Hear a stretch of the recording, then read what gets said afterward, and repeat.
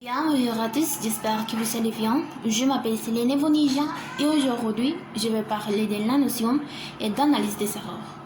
Pour commencer, je vais vous expliquer un peu de cette théorie, comme l'importance des erreurs et faux, sur l'apprentissage des L2, les différences entre faux et erreurs, qu'on les classe par catégorie et quelques activités qu'on peut utiliser pour les corriger.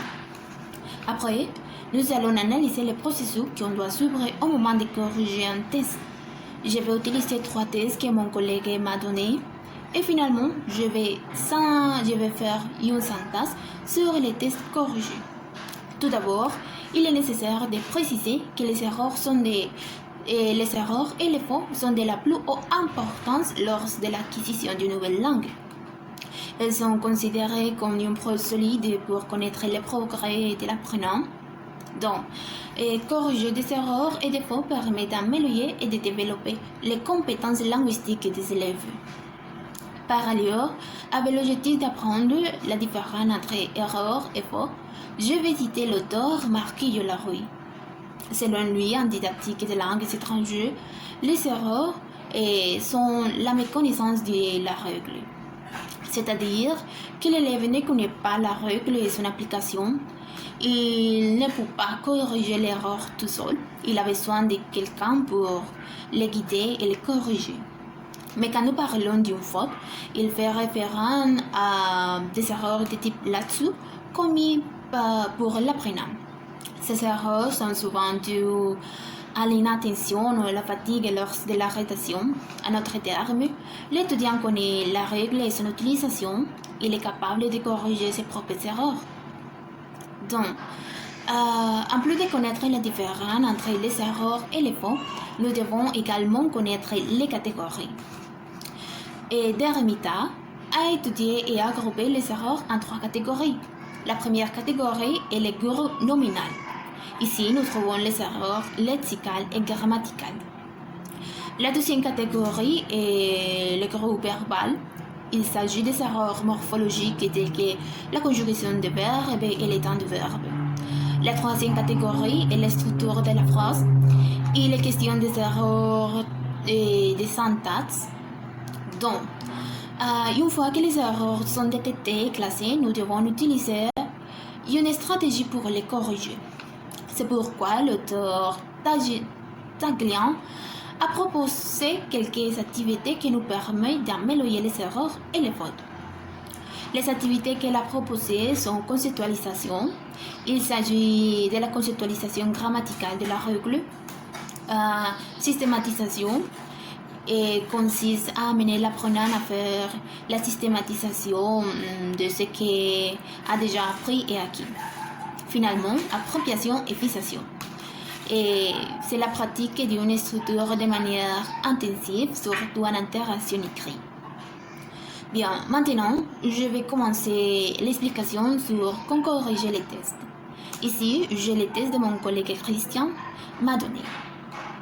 Nous analyserons test par test.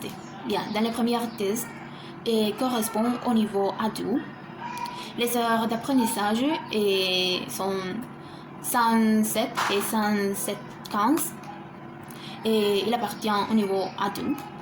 Et la consigne dit lisez les documents sur la signification des couleurs et écrit un paragraphe sur les couleurs que vous trouvez les plus intéressants.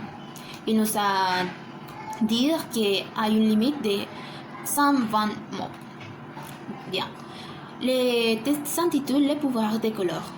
Alors, nous allons numéroter chaque ligne de test pour trouver les erreurs plus facilement. Après dénuméroter, nous allons lire attentivement chaque phrase. Par exemple, dans le titre, il a commis la première erreur. Il a écrit couleur incorrectement. Donc, dans la consigne, nous allons écrire comme se doit écrire les mots. Je l'écris couleur. Et après, nous allons classer si c'est un faux ou c'est une erreur. Dans ce cas, c'est un faux. Parce qu'il a écrit incorrectement les mots seulement une fois. Et c'est une erreur de structure de la phrase parce que c'est une erreur d'orthographie. Les sources de l'erreur, l'étudiant a écrit les mots incorrectement. Pourtant, je l'ai recommandé une activité de systématisation. Dans la ligne numéro 1, il a écrit plusieurs personnes savent pas. Il a oublié d'écrire la négation correctement. Il a la forme correcte d'écrire et plusieurs personnes ne savent pas. C'est un faux parce qu'il a été commis seulement une fois aussi. Je l'ai recommandé et systématisation. Et dans la troisième ligne, que vous soyez très créatif. Que vous soyez très créatif. Il l'avait écrit avec les féminins. C'est un faux parce que l'étudiant n'a pas fait l'accord de genre. Pourtant, c'est un erreur de groupe nominal. Et comme activité de remédiation, j'écris conceptualisation et systématisation. Dans la ligne numéro 4, que vous soyez injuste ou triste. Il doit écrire que vous soyez injuste ou triste parce que les textes qu'il est en train ou qu'il avait écrit et pour toutes les personnes, il n'avait écrit les textes pour une femme. Pourtant, c'est un faux. Erreur de fort groupe nominal. Les sources de l'erreur et l'étudiant n'avait pas fait l'accord des nombres. Pourtant, il doit faire une activité de conceptualisation et systématisation. Dans les lignes numéro 7 et 5 et 7, il a commis les mêmes erreurs. Il a écrit « c'est très important », mais l'expression « il est très important ». C'est une erreur, il appartient à la structure de la phrase. Cette erreur se doit à la mauvaise application de la règle. Je l'ai recommandé conceptualisation et appropriation et fixation.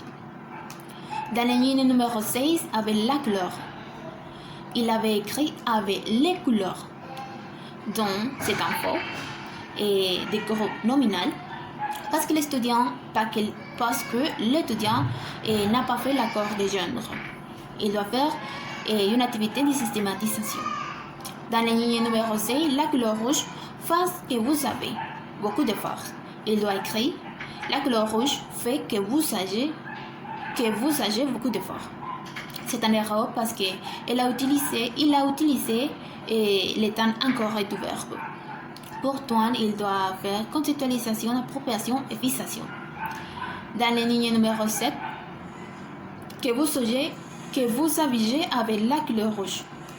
Que vous habillez avec la couleur rouge. C'est une erreur appartient à un groupe verbal et parce que c'est une mauvaise application de la règle.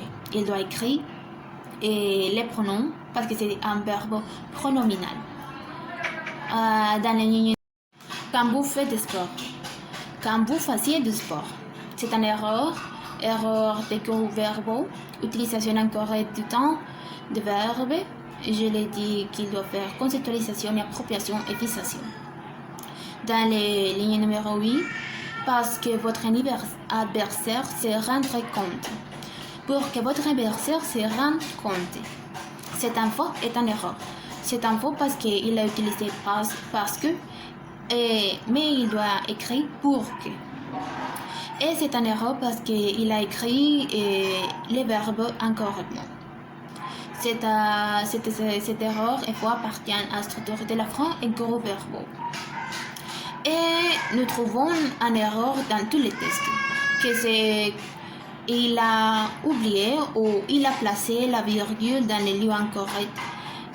Et pourtant, c'est une erreur d'effort et structure de la phrase. C'est une mauvaise application de la règle. Il doit faire conceptualisation, appropriation et fixation. Dans le test numéro 2, qui s'intitule L'école idéale, appartient au niveau B1. C'est d'apprentissage 308 heures et 420 heures. La consigne dit rédiger un paragraphe sur ce que sera selon vous l'école idéale dans le futur. et mon nom est spécifié. Donc, nous allons faire les mêmes processus que les tests antérieurs. Nous allons numéroter les lignes et lire ligne par ligne. Après, nous allons souligner ou identifier les erreurs. Dans la deuxième ligne, il a écrit l'éducation va de pair avec la technologie. La correction est l'éducation ira de pair avec la technologie. C'est un faux qui appartient au groupe verbal. Les sources de l'erreur, c'est l'utilisation incorrecte du terme, du verbe. Je l'ai dit qu'il doit faire une remédiation. Et dans la ligne numéro 5, mais pour que cet moment arrive, c'était nécessaire. Et c'est la même erreur dans les premiers tests. Il est nécessaire, mais c'est nécessaire, non. Il est nécessaire. Pourtant, c'est une erreur de structure de la phrase. Et c'est un mot application de la règle. Il doit faire conceptualisation, appropriation et fixation. Dans la ligne numéro 7, toutes les personnes sont habituées à étudier de manière présentielle. Toutes les personnes ont l'habitude d'étudier face à face. Et ici, c'est une erreur et un faute parce que l'étudiant a mal conjugué les verbes et il doit mieux structurer la phrase. Parce que il doit faire une activité de conceptualisation et de systématisation. Dans la ligne numéro 8, il doit mieux structurer la phrase, ses idées, parce qu'il a écrit « Nous voyons que c'est une manière moins utile pour apprendre, mais la virtualité améliorera avec le temps. » Et je crois qu'il est meilleur écrit « Nous croyons que l'éducation virtuelle est moins efficace pour l'apprentissage, mais cela améliorera avec le temps. » Et c'est une erreur de structure de la phrase. Il doit faire systématisation. Et finalement, nous trouvons les mêmes erreurs dans les lignes numéro 4 et les lignes numéro 6. Il n'a placé la virgule et c'est une erreur de structure de la phrase. Il doit faire conceptualisation. Dans les tests finaux et dans les tests finales, appartiennent à niveau numéro B1, heures d'apprentissage 3 8 heures et 4 20 heures. La consigne dit rédiger un paragraphe sur l'une des femmes les plus importantes de votre pays, avec 6 mots maximum. Dans la troisième ligne, il a écrit les verbes incorrectement. Il n'avait pas fait l'accord de genre. Et je crois aussi qu'il doit organiser mieux les idées. Il a écrit « Elle est la deuxième personne de Colombie et l'Amérique latine plus lue après Gabriel Garcia Marquez. » Je crois que c'est meilleur. Il est la deuxième écrivain la plus lue après Gabriel Garcia Marquez dans toute la Colombie et l'Amérique latine. Dans la ligne numéro 4, il a été récompensé avec le prix Planète de Casa.